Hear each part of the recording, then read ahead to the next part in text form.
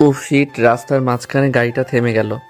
রাস্তার মাঝে দাঁড়িয়ে আছি, কোনো গাড়ি বা বাস পাই কিনা দেখি, তাহলে ওখানে উঠি, বাকি পথটা চলে যাব। যদি জানতাম এমন কিছু হবে তাহলে আরও একটা গাড়ি আনতে বলতাম। ও, আপনারা কিছু বুঝতে পারছেন না তো? বুঝিয়ে বলছি। আমার নাম হচ্ছে নীল আহমেদ রুদ্র, মা বাবার একমাত্র ছেলে। বাসায় আমার একটা ছোট বোন আছে।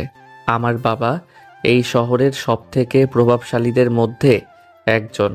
আমি একটু সিলেট আসছিলাম আমার ফুপুর বাসায়, কিন্তু যাওয়ার সময় গাড়িটা খারাপ হয়ে যায়। গাড়ি থেকে নামার সময় ফোনটাও কোথাও পড়ে যায়। তা বলতে পারি না, নিজের জামা কাপড়গুলো ময়লা হয়ে যায়। আশেপাশে একটা টেপ দেখে ওখান থেকে পরিষ্কার করে নেই। প্রায় আধা ঘন্টা হয়েছে দাঁড়িয়ে আছি, এখনো কোনো গাড়ি আসছে না। এদিকে তেমনটা গাড়ি চলে না। আরও প্রায় 1.5 ঘন্টা দাঁড়িয়ে থাকার পরে একটা বাস দেখতে পাই। তখন বাসটা থামিয়ে ওটাতে উঠে পড়ি। বাসে উঠে দেখি কোনো সিট খালি নেই। পাশে একটা মেয়ে বসে আছে, তার পাশে একটা ফাঁকা সিট আছে। আমি গিয়ে ওখানে বসে পড়ি। আমি সিটে বসতেই মেয়েটা বলে উঠল, এ কি, আপনি এই সিটে বসেছেন কেন? পেছনে যান। এত সময় মেয়েটার দিকে খেয়াল করিনি। মেয়েটাকে ভালোভাবে তাকিয়ে দেখলাম, চোখে মোটা ফ্রেমের চশমা, ফর্সা মুখে, ঠোঁটের নিচে একটা তিল আছে। তখন আমি বললাম, কেন পিছনে বসবো? সিট কি আপনার? সিট না, কিন্তু একটা মেয়ের পাশে বসার আগে অনুমতি নিতে হয়, সেটাও কি জানেন না? দেখেন, আমার এখন অনেক খিদে পেয়েছে, বেশি কথা বললে কিন্তু আপনাকেই খেয়ে ফেলবো। মেয়েটা কোনো কথা বলল না। খেয়াল করলাম মেয়েটা চুপ করে বই পড়ছে আর মুখে কলম লাগিয়ে কি যেন ভাবছে। আল্লাহ, তুমি শেষ ভরসা। অনেক কষ্ট করে এবার ঢাকায় ভালো একটা কলেজে ইন্টারভিউ এর জন্য যাচ্ছি। চাকরিটা যেভাবেই হোক দিও। জানি মিথ্যা আশা নিয়ে কোনো লাভ হবে না, কারণ এই দুনিয়ায় মামা চাচা আর টাকা না থাকলে কেউ কোনো চাকরি দেয় না। কিন্তু কি করব, আমি যে অনাথ। ছোটবেলায় খালা অনেক কষ্ট করে মানুষ করে, এরপর খালা মারা যাওয়ার পর নিজে কাজ করে পড়ালেখাটা শেষ করি। মেয়েটা কি জানি ভাবছিল। মেয়েটার খোলা চুলগুলো বাতাসে মুখের সামনে আসতেই মেয়েটাকে অসম্ভব সুন্দর দেখাচ্ছিল। এই প্রথম কোনো মেয়ের এমন রূপে আমি পড়ে যাই। একটু সময় দেখলাম মেয়েটা তার ব্যাগ থেকে ফোনটা বের করে সময় দেখছিল যে কয়টা বাজে। মেয়েটার ফোন বের করতে আমার মনে হলো আমি তো গাড়িটা বাইরে রেখেছি, তাছাড়া আম্মু অনেকগুলো কল দিচ্ছে। তখন আমি মেয়েটাকে বললাম, আচ্ছা আপনার ফোনটা একটু দেন তো, আমি একটা কল করব। আমার ফোন নেই, আমার ফোনে কোনো টাকা নেই। এমন কিপটামি করছেন কেন? আমার ফোনটা হারিয়ে গেছে, তাই তো একটা কল দিব। দেখুন, আমার ফোনে সত্যিই ব্যালেন্স নেই, মাত্র 100 টাকা আছে।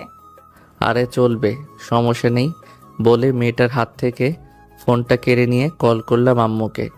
আম্মুর সাথে প্রায় 10 মিনিট কথা বলার পরে এরপরে আমার বন্ধু আকাশকে কল করি। আকাশের সাথে সব কিছু খুলে বলি। হায় রে, আমার টাকা সবগুলো শেষ করে দিল শয়তান ছেলেটা। কে বলেছে নীলা তোকে ছেলেটাকে ফোনটা দেওয়ার জন্য? ছেলেটা তো চোরও হতে পারে। এই, আপনি আমার ফোনটা দেন, এখনই আমার ফোনটা দেন। আমার ফোনের সব টাকা শেষ করে দিলেন। আমি মেয়েটার কথায় হুঁশ আসলো যে ফোনটা আমার না, মেয়েটার।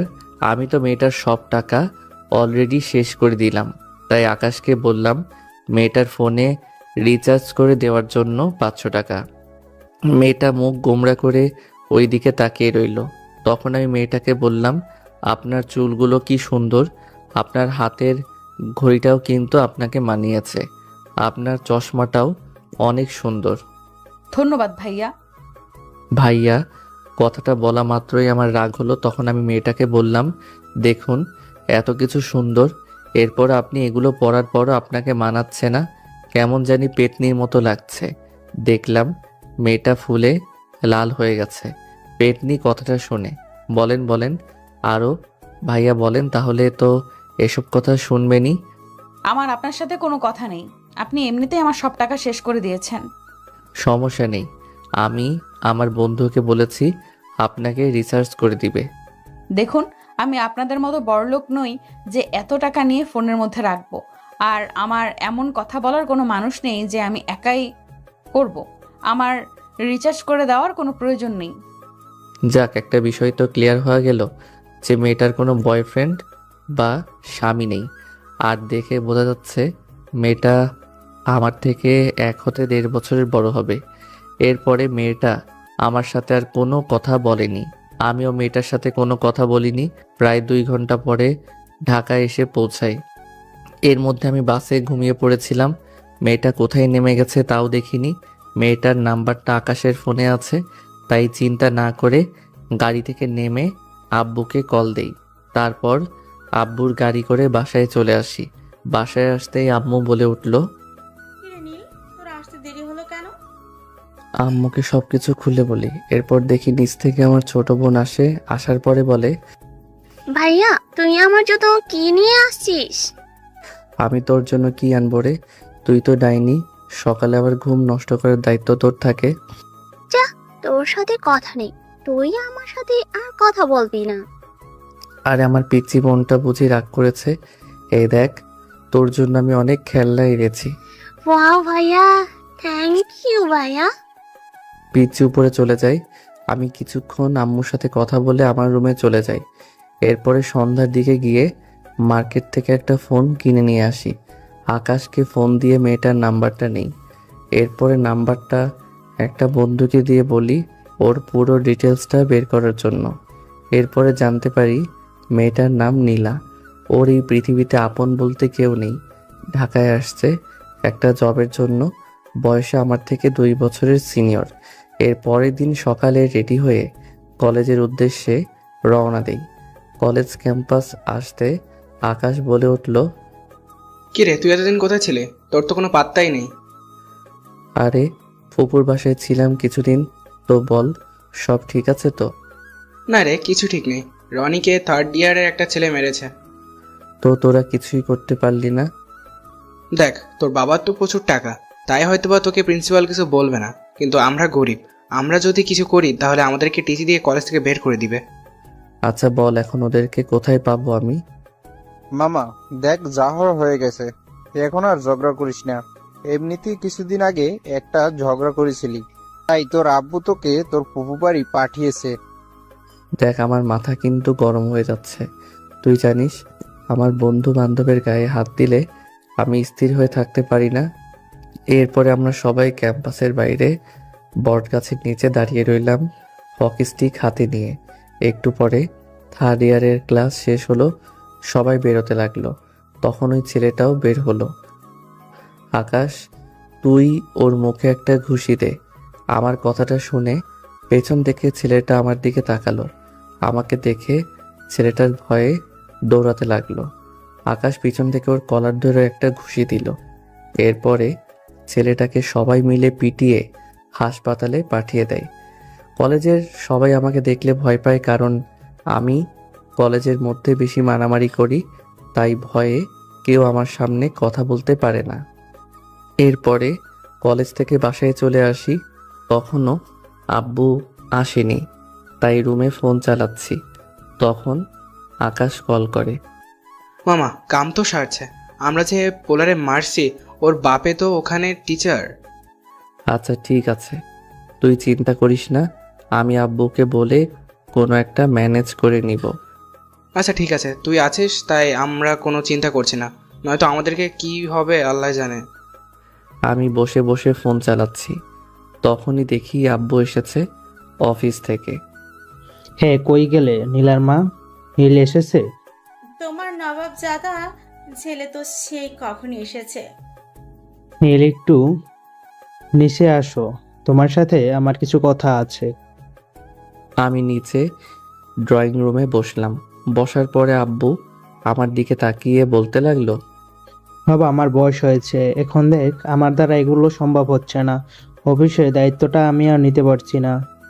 আমি চাচ্ছি তুই অফিসের দায়িত্বটা নে, কিন্তু তার আগে তোর একটা বিয়ে দিয়ে দেই। আব্বুর কথা শুনে কি বলবো তা মাথায় ঢুকছে না। যাই হোক, মাথা ঠান্ডা করে ভেবেচিন্তে কথা বলতে হবে। আচ্ছা বাবা, ঠিক আছে। অবশেষে ছেলেটা মানলো বিয়ে করতে। আমি বলেছিলাম না আমার ছেলে রাজি হবে বিয়ে করতে। কিন্তু বাবা, আমার একটা শর্ত আছে। তোর আবার কি শর্ত? আচ্ছা, যাই হোক, তোর যে কোনো শর্ত আমি মানতে রাজি। তারপরও এতদিন ধরে তোকে বলছি, অবশেষে তুই রাজি হলে বিয়ের জন্য। এখন বল তোর শর্ত কি? আসলে আব্বু, আমরা একটা গ্যাঞ্জাম করেছি কলেজের মধ্যে, তাই তোমাকে প্রিন্সিপাল কাছ থেকে এগুলোর সমাধান করে দিতে হবে। শুধু আমি না, আমার বন্ধু আকাশ ও রনি। আর দ্বিতীয় শর্ত হলো, আমি আমার পছন্দ মতো বিয়ে করব, আর আমার 6 মাসের জন্য সময় লাগবে। আমি প্রথম শর্তটা মেনে নিলাম, কিন্তু আমার পুত্রবধূকে দেখতে চাই। 6 মাস না, 3 মাসের সময় দিলাম। এর মধ্যে তোকে পছন্দ করে বিয়ে করতে হবে। যাই হোক আব্বু সবকিছু মেনে নিয়েছে, তাই উপরে চলে যাই, খাওয়া দাওয়া শেষ করে ঘুমিয়ে পড়ি সকালবেলা। নীলমিনাকে স্কুলে দিয়ে আয়। এই ভাইয়া, স্কুলে দেরি হয়ে যাচ্ছে। আমার গতকাল নতুন রাগী টিচার আসছে, খুবই ডেঞ্জারাস। দেরি হলে বকা দেয় আর জ্ঞান দেওয়া শুরু করে। উঠছি যা। ওই কবে থেকে উঠছি বলছিস? উঠবি না, পানি ঢালমু।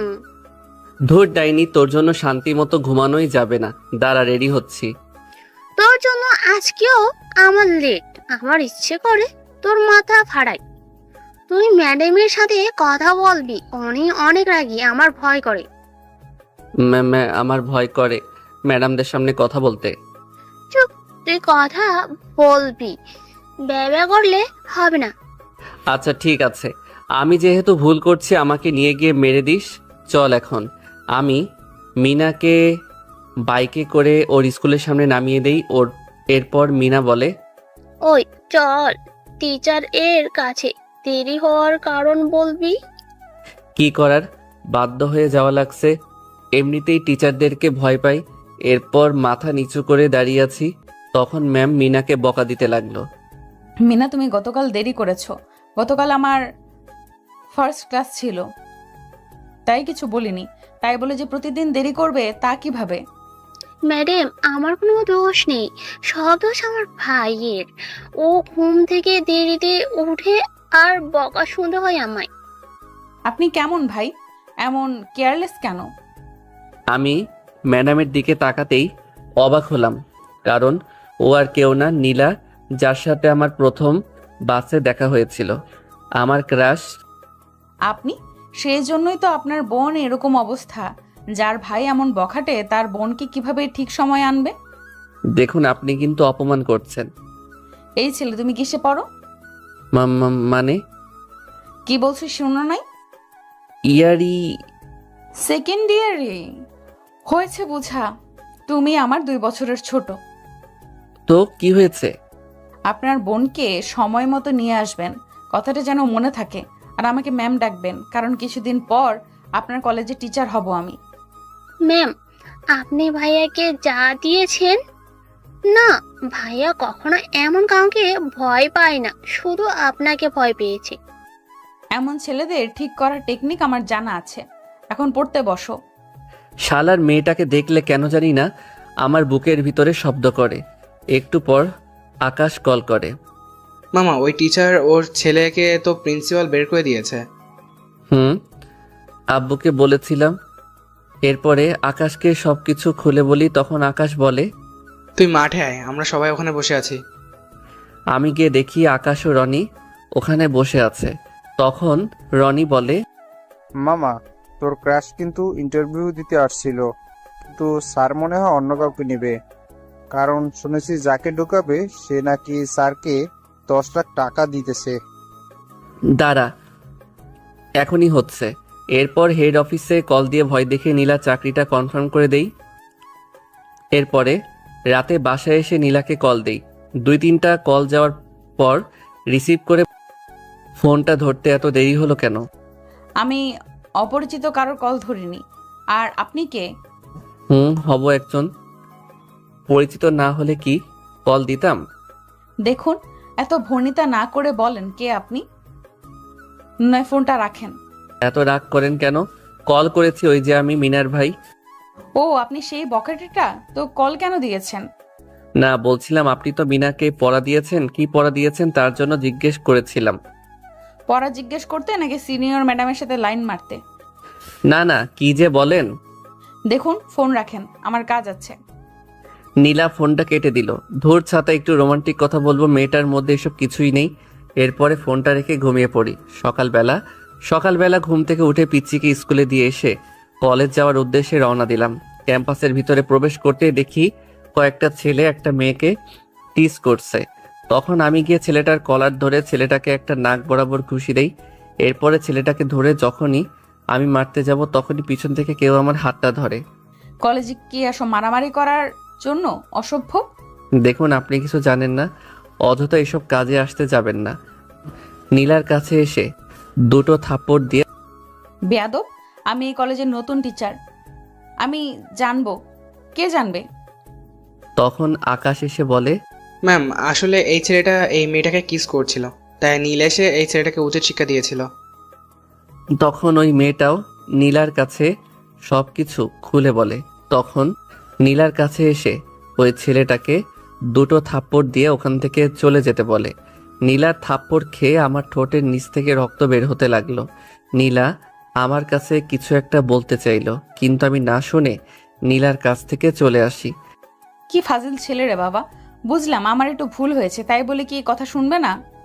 আমি আর ক্লাস করলাম না, আকাশ আর অনিককে বলে ওখান থেকে চলে আসলাম। রাতে শুয়ে ফোন চালাচ্ছিলাম, তখনই আমার ফোনে কল আসলো। কলের নাম্বারটা দেখে আমি অবাকই হলাম, কারণ ফোন নাম্বারটা অন্য কারো না, ছিল নীলার। কলটা রিসিভ করতে ওপাশ থেকে বলে উঠল, আসসালামু আলাইকুম, কেমন আছেন? কেন? আপনার কি মনে হয়েছে, আপনি কি ভেবেছেন আপনার থাপ্পড় খেয়ে আমি খারাপ থাকবো? দেখুন, একটু ভুল বোঝাবুঝি হয়েছে, সেজন্য আমি আপনাকে সরি বলার জন্য আপনাকে কল করেছি। কিন্তু এখন দেখছি সে সরিটাও বলবো না, কারণ আপনার ব্যবহারটা আমার ভালো লাগেনি। আর হ্যাঁ, আপনাকে একটা কথা বলি, সিনিয়র মেয়েদের পেছনে লাইন মারা বন্ধ করুন। আমাকে মিনা সব কিছু বলেছে। কি? তার মানে আমি যে নীলাকে পছন্দ করি সবকিছু বলে দিয়েছে মিনা? তোকে তো আমি ছাড়ছি না। তখন আমি নীলাকে আমার উদ্দেশ্যে করে বললাম, দেখুন, আপনি সরি কিভাবে বলবেন তা আমি জানি না, কিন্তু আপনি যদি সরি নাও বলেন, কিভাবে বলে নিতে হয় সেটাও আমার জানা আছে। আমার সাথে মাস্তানি করবেন? আমি কিন্তু আপনার কলেজের টিচার।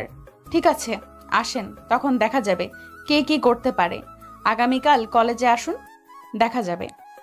নীলা এরপরে কলটা কেটে দেয়। তারপর আমি কিছুক্ষণ ফেসবুক চালিয়ে ঘুমিয়ে পড়ি।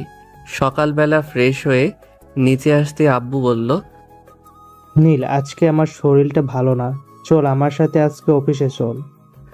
আব্বু, আজকে আমার একটা বিশেষ ক্লাস আছে, তাই আমি আজকে তোমার সাথে যেতে পারবো না। কি এমন বিশেষ ক্লাস? আমি তো জানি তুই ঠিকভাবে নিজের ক্লাসটাই করিস না, তাহলে আজকে এমন কি বিশেষ কাজ? মনে করো তোমার পুত্রবধূকে পটানোর চেষ্টা করছি। তাহলে ঠিক আছে, আমি কিছু বলবো না। যত তাড়াতাড়ি পারিস আমার পুত্রবধূকে ঘরে তুলে নিয়ে আয়। কিন্তু বাবা, ওর ফ্যামিলিতে ওর বাবা মা বলতে কেউ নেই। তো কি হয়েছে, আমি আর তোমার বাবা তো আছি, ওর মা বাবা হয়ে থাকবো। আমি জানি আমার আব্বু আম্মু খুব ভালো মানুষ। আব্বুকে বিদায় জানিয়ে বাইকে করে কলেজে যাওয়ার উদ্দেশ্যে রওনা দিলাম। যাওয়ার পথে অনিকার আকাশকে বাইকে নিয়ে একসাথে কলেজে যাওয়ার উদ্দেশ্যে তিনজন মিলে রওনা দিলাম। তখন রাস্তার মাঝখানে একটা মেয়েকে দেখে আকাশ বলল, মামা, এই মেয়েটাকে আমার খুব পছন্দ হয়েছে, আমি ওকে ভালোবাসি, কিন্তু ভয় কখনো বলতে পারিনি আমার ভালোবাসার কথা। আমি বাইক থামিয়ে পাশের দোকান থেকে একটা গোলাপ ফুল নিয়ে আকাশকে বললাম, যা এখনই মেয়েটাকে গিয়ে প্রপোজ কর। মামা, আমার খুব ভয় করছে, যদি মেয়েটা আমার গালে দুইটা উত্তম মাধ্যম বসিয়ে দেয় তখন কি করব? আমি বললাম, দেখ, আমি যেভাবে বলছি ঠিক সেভাবে প্রপোজ কর, দেখবি মেয়েটা রাজি হতে বাধ্য হবে। এরপরে আকাশকে প্রপোজ করার ব্যাপারটা সুন্দর করে বুঝিয়ে দিলাম। এরপরে আকাশ মেয়েটার কাছে গিয়ে হাঁটু গেড়ে বলতে লাগলো, স্বপ্ন দিয়ে আঁকি আমি সুখের সীমানা, হৃদয় দিয়ে খুঁজি মনের ঠিকানা, ছায়ার মতো থাকবো আমি তোমার পাশে, যদি একটু ঠাঁই দাও তোমার হৃদয়ের মাঝারে। ভালোবাসি প্রিয়, বড্ড ভালোবাসি তোমায়। এরপর খেয়াল করলাম মেয়েটা আকাশকে জড়িয়ে ধরে। তারপর আকাশের সাথে অনেক সময় ধরে কথা বলে দুজন। আর আমি আর অনেক তো শালার বডিগার্ডের মতো দাঁড়িয়ে আছি। তুই এটা কোন কাম করলি? এখন তো বরবাদ শালা। মেয়ে মানুষ পেয়ে ভুলে গেছিস? আরে ও আমাকে মেয়েটার কথা অনেক আগে বলেছে, কিন্তু আমি সিরিয়াসলি নেই নাই। কিন্তু ও পরে বলেছে সত্যি ওই মেয়েটাকে পছন্দ করে, তাই দুজনকে এক করে দিলাম। ওরটা তো করে দিলি, তোরটা কি হবে? আমারটার কি তোদের আজ দেখাবো। আমারটা কি জিনিস দেখেছিস, চিনিস নাই?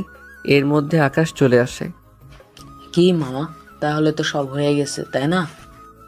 থ্যাঙ্কস মামা, তোরা ছাড়া হয়তো আর কখন ওরে আমি আমার মনের কথা বলতে পারতাম না। ঠিক আছে, পরে পিরিত করিস, এখন ক্লাসে চল। মামা কাহিনী কি, আজ এত তাড়াতাড়ি ক্লাসে যাবি? আরে তোদের ভাবির ক্লাস একটু পর। কিছু সময় পর কলেজে আসি, এসে দেখি নীলা ক্লাস নিচ্ছে। আমি ভিতরে প্রবেশ করতেই নীলা বলল, কয়টা বাজে? এখন কি ক্লাসের সময়? না মানে না মানে কি? বের হও ক্লাস থেকে। দেখেন আজকে তো দেরি হয়েছে, আর আমরা সব সময় এমন সময় আসি। আমার ক্লাসে দেরি পছন্দ না, তাই তোমরা বাইরে গিয়ে দাঁড়াও। জানি রাতের কথার প্রতিশোধ নিচ্ছে, তাই কিছু বললাম না। আকাশ অনেক সহকারে ক্লাস থেকে চলে আসি। তখন আকাশ বলে, ভাই রে ভাই, মায়াটা কি ডেঞ্জারাস, ওর চোখের দেখলেই আমার ভয় লাগে। তুই জানিস কেউ? মনে হয় যেভাবে বলছিস তুই ম্যামের বয়ফ্রেন্ড।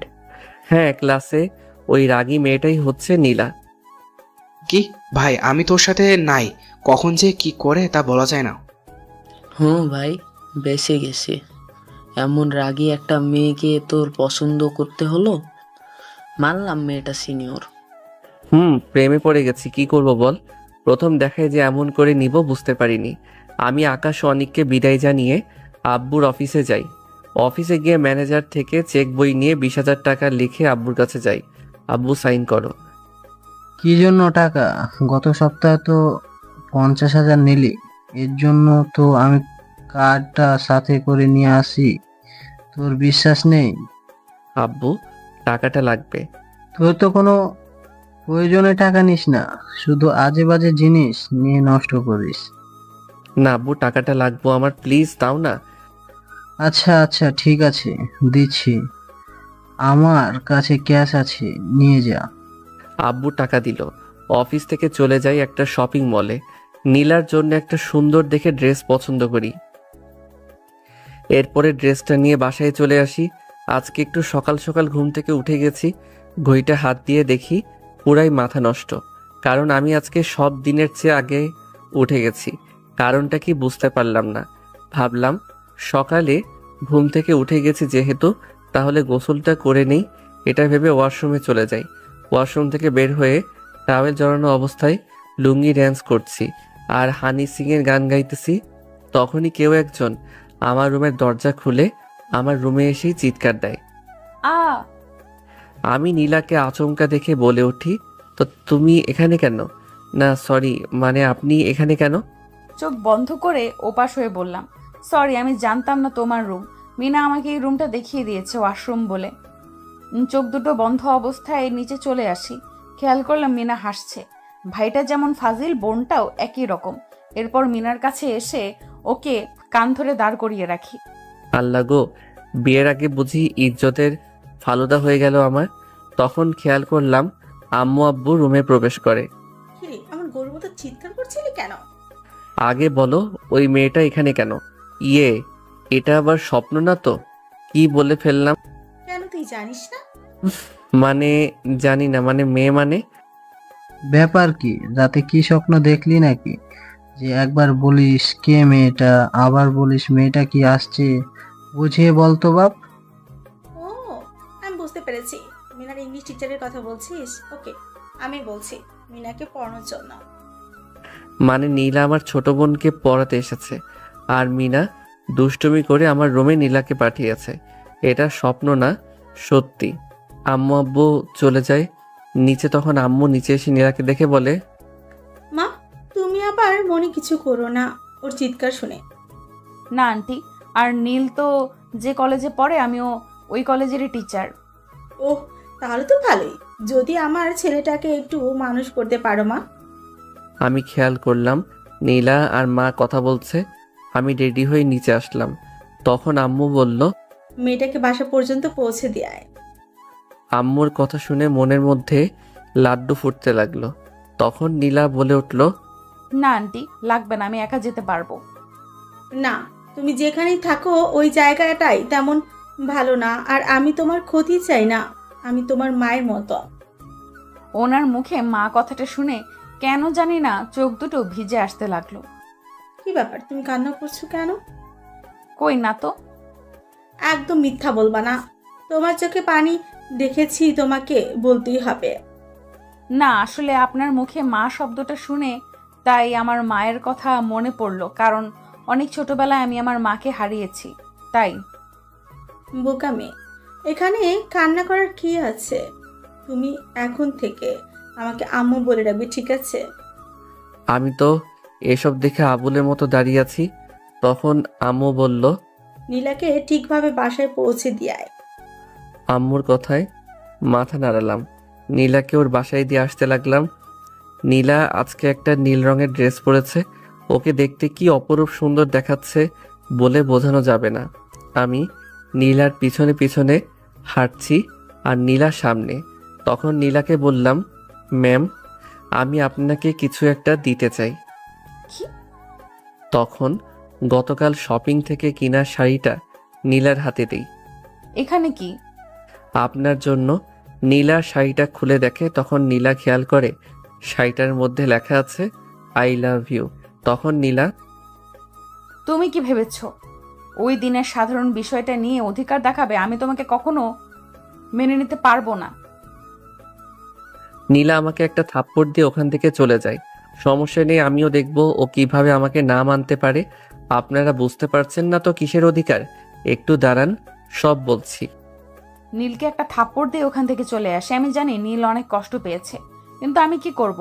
আমিও যে তোমায় ভালোবাসি, কিন্তু আমাকে তোমার বাবা মাও এই সমাজ মেনে নিবে না। তাই আমি চাইলেও তোমাকে আপন করে নিতে পারবো না, কারণ আমি এতিম। থাপ্পড়টা একটু জোরে লেগেছে। সমস্যা নেই, ভালোবাসা নিয়ে সব পুষিয়ে নিব। ও আপনাদের তো বলা হয়নি আমার সাথে নীলার কিসের অধিকারের কথা। মনে আছে যখন বাসে প্রথম নীলার সাথে দেখা হয়েছিল? সেদিন বাসটা ঢাকায় যাওয়ার উদ্দেশ্যে ঠিকই রওনা দিয়েছিল, কিন্তু মাঝপথে ওই এলাকায় একদল ডাকাত ওই বাসটা জিম্মি করে। সেদিন মোটা ফ্রেমের চশমা চোখে দিয়ে মেয়েটা কি যেন বড় বড় চোখ দিয়ে পড়ছে। হঠাৎ করে কিসের জন্য একটা শব্দ হলো। তখনই বাসটা থেমে যায়। বাসটা থামতেই কতগুলো লোক গাড়িটায় উঠে যায়। উঠে লোকগুলোর মধ্যে একটা দাড়ি গোফওয়ালা লোক বলে ওঠে, এই বাসটা হাইজ্যাক করা হয়েছে। আপনারা একে একে সবাই নিজেদের জিনিসগুলো দিয়ে যান। আমি আবার কাল্লু ডাকাত, ভদ্রভাবে কথা বলতে পছন্দ করি। কিছু থেকে কিছু হলে কিন্তু বিনা টিকিটে উপরে পাঠিয়ে দেব। হাহা। বাসের মধ্যে সবাই তো ভয়ে কাঠ। আমিও কিছু করতে পারলাম না, কারণ ডাকাতদের হাতে ছিল পিস্তল। তখন খেয়াল করলাম মেয়েটা ভয়ে বাচ্চাদের মতো কান্না শুরু করলো। তখন ডাকাতদের সর্দার বলল, এই, ওই মেয়েটাকে নিয়ে আয়। বেশি চিল্লাচিল্লি করছে, ওকে বন্ধ করার ঔষধ দিয়ে দিই। তখন দুটো ডাকাত নীলাকে ধরে আনতে গেলে আমি বাধা দিলে তখন সর্দার বলে, দুইটাকে নিয়ে বাইরে মুখ বন্ধ করে বেঁধে রাখ। এরপরে ডাকাতগুলো আমাকে আর নীলাকে বেঁধে বাইরে রেখে দিয়ে বাসের ভিতরে সবার কাছে থেকে লুট করতে লাগলো। নীলা আমার পিছনে বাঁধা ছিল, তাই ওকে ইশারায় বললাম বাঁধনটা খুলে দিতে। তখন ও মুখ নাড়িয়ে বলে কিছুই বুঝতে পারছে না। আমি আস্তে আস্তে পিছনের হাত দিয়ে নীলার বাঁধনটা খুলি। তখন নীলা আমার বাঁধনটাও খুলে দেয়। তখন নীলার হাত ধরে জঙ্গলের দিকে দৌড়াতে লাগি, কারণ ডাকাতগুলো জঙ্গলের দিকে আসবে না। তখন নীলা বলে, আপনি এখানে কোথায় আসলেন? এখানে তো শুধু জঙ্গল ছাড়া আর কিছুই তো দেখছি না। আপনি আমাকে বাইরে নিয়ে যান। হ্যাঁ, এটা আমার শ্বশুর বাড়ি, তো সেজন্য আমি আপনাকে এখানে নিয়ে এসেছি। আর আমি জানি এখান থেকে কিভাবে বের হতে হয়। জানেন তো? কেন নিয়ে আসলেন? ও আমার ভুল হয়েছে, আপনাকে ওইখানে ওই ডাকাতের মাঝে রেখে দেওয়ার প্রয়োজন ছিল। যখন ওই ডাকাতগুলো আপনাকে গুলি করে মেরে ফেলতো তখন ভালো হতো। জানেন না তো কেন নিয়ে আসলেন?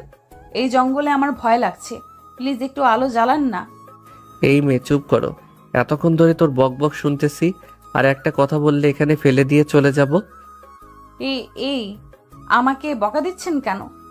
এরপর আমি সামনে খুঁজতে লাগলাম কোথাও বের হওয়ার রাস্তা পাওয়া যায় কিনা, কারণ জঙ্গলটা ঘন অন্ধকারে, ভিড়ের মধ্যে কোথাও কোনো আলো নেই, এমনকি কোনো রাস্তা খুঁজে পাচ্ছি না। এরপরে আমি আর নীলা হাঁটতে হাঁটতে একটা আদিবাসীর জঙ্গলে ঢুকে গেলাম। তখন ওখানে দেখলাম একটা বৃদ্ধ লোক দাঁড়িয়ে আছে। তখন ওই বৃদ্ধ লোকটার কাছে গিয়ে বের হওয়ার রাস্তাটা খুঁজতেই বুঝতে পেরেছি, তোমরা জঙ্গলে হারিয়ে গেছো। আগে বলো, তোমরা কি দুজন স্বামী স্ত্রী?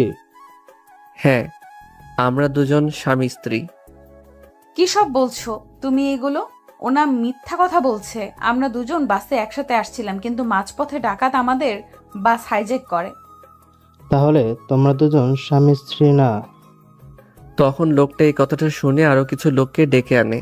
তখন ওই লোকগুলো এসে আমাকে আর নীলাকে একসাথে বেঁধে ফেলে।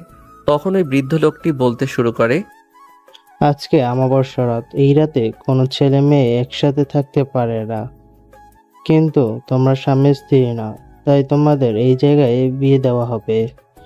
এই, তোরা ওদের উপর নজর রাখ। বলেন, আরো সত্যি বলেন। এখন তো খুশি হয়েছেন। আমি মিথ্যা কথা বলতে পারি না।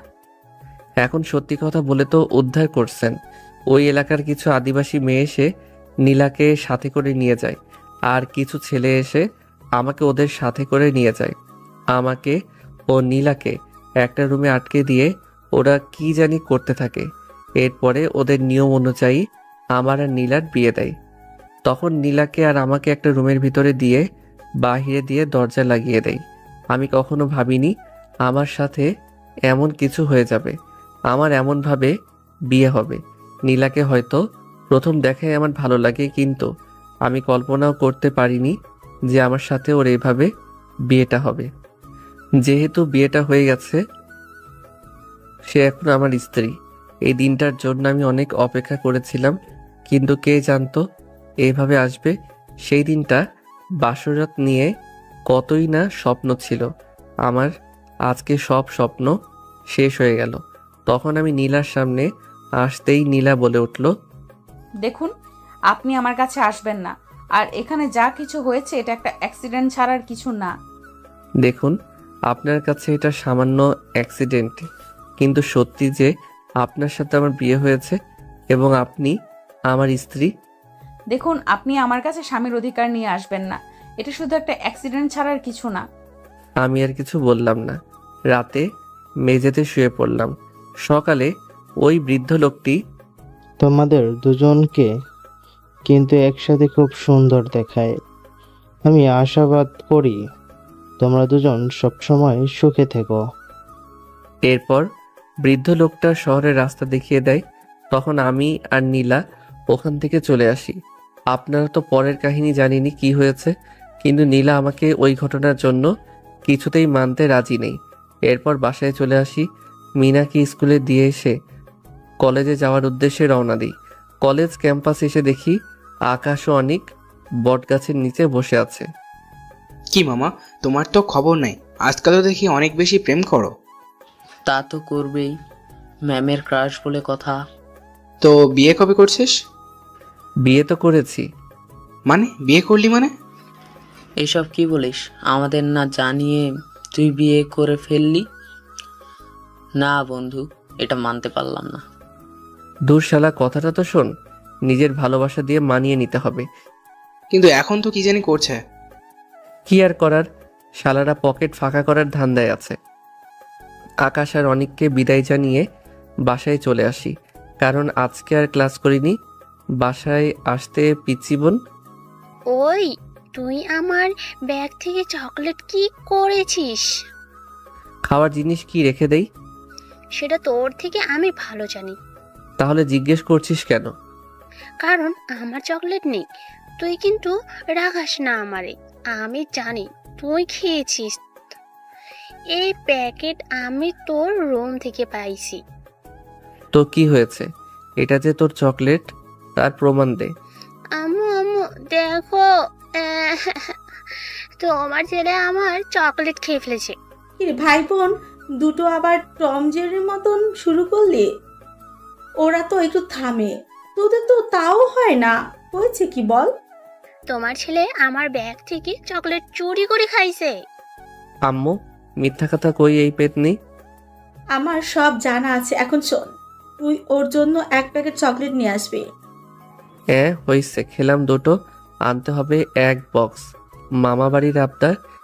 আম্মু তাহলে তোমাকে ভাইয়া আর ম্যামের সিগারেট কথাটা বলতে হয়। মিনার মুখ চেপে ধরে বললাম, চুপ কর বোন, যা লাগে দিমো, মুখ খুলিস না এখন। কিরে কি বলতে চাইলি? আর ওর মুখ ধরে রাখছিস কেন? আম্মু কিছু না, তুমি যাও, আমি এনে দিব, ওকে? আম্মু রান্নাঘরে চলে যায়। ওই ছাড় কুত্তা, আমি আম্মুকে সব বলে দেব। না বোন, প্লিজ বলিস না, যা, তোর জন্য আমি চকলেট নিয়ে আনবো। সত্যি তো, না হলে কিন্তু। সত্যি বললাম তো। ডাইনিটাকে কোনো প্রকার থামানো গেল। রাতে খাওয়া দাওয়া করে শুয়ে আছি, তখনই অচেনা একটা নাম্বার থেকে কল আসে। শুয়ে শুয়ে ফেসবুক চালাচ্ছিলাম, হঠাৎ করে দেখি ফোনটা বেজে ওঠে। খেয়াল করলাম একটা অচেনা নাম্বার থেকে কল আসলো। প্রথমে কলটা ধরলাম না, পরে দেখি আবার করলো। কলটা ধরে, আসসালামু আলাইকুম, কেমন আছেন? ওয়ালাইকুম আসসালাম। আলহামদুলিল্লাহ। কে চিনতে পারলাম না। জানাটা কি বেশি প্রয়োজন? অবশ্যই, কারণ বউ বারণ করছে, তাই সবার সাথে কথা বলা বারণ। ও আচ্ছা, আমি আসলে গতকালের জন্য সরি বলতে কল করেছি, কারণ এইভাবে আমার কথা বলাটা ঠিক হয়নি। কিন্তু দেখতে পারলাম তুমি তাতে কিছু মনে করনি। সিনিয়র বউ মারতেই পারে, তাই বলে কি বউকে ছেড়ে চলে যাব? আর কিছু বলতে পারলাম না। কলটা কেটে দেই ওপাশ থেকে। দূর ছাতা, মেয়েরা কি এমনই হয়, মুখ দিয়ে কিছু বলবে না? কবি এই জন্যই বলে, মেয়েদের বুক ফুটে তো মুখ ফুটে না। সকালবেলা ঘুম থেকে উঠে আমি মিনাকে স্কুলে দিয়ে এসে এরপরে কলেজ যাওয়ার উদ্দেশ্যে রওনা দিলাম। কলেজ ক্যাম্পাসে এসে দেখি আকাশ আর অনিক বসে আছে। আমি ওদের সামনে যেতেই ওরা আমাকে দেখে বলে উঠল, দেখ মামা, রোমিও চলে এসেছে। রোমিও চলে এসেছে, কিন্তু আসতে একটু লেট করে ফেলছে। একটু আগে নীলা ম্যামের ক্লাস শুরু হয়ে গেছে। আমরা তোর জন্যই অপেক্ষা করছি, তুই এইমাত্র আসলি। নীলা আজকে একটা নীল রঙের শাড়ি পরে এসেছে, ওকে তো একেবারে পরীর মতো লাগছে। আমি যেন ওর দিক থেকে চোখ সরাতে পারছি না। কি রে শালা, এভাবে দাঁড়িয়ে দাঁড়িয়ে কি দেখছিস? তোর একটুও লজ্জা করছে না? দূর হালা, লজ্জা তো মেয়ে মানুষের থাকে, ছেলে মানুষের লজ্জা বলে কোনো কিছু থাকে নাকি? এই এখন চল তো ক্লাসরুমে, এত কথা না বলে। শালা দুইটা গিয়ে দুটো মেয়ের পাশে গিয়ে বসলো। জানি শালা দুইটা লুচু, মেয়ে দেখলে মনে ওদের লাড্ডু ফুটে। আমি পিছনের একটা বেঞ্চে বসতেই পাশের একটা মেয়ে সামনের সিট থেকে আমার পাশে এসে বসে।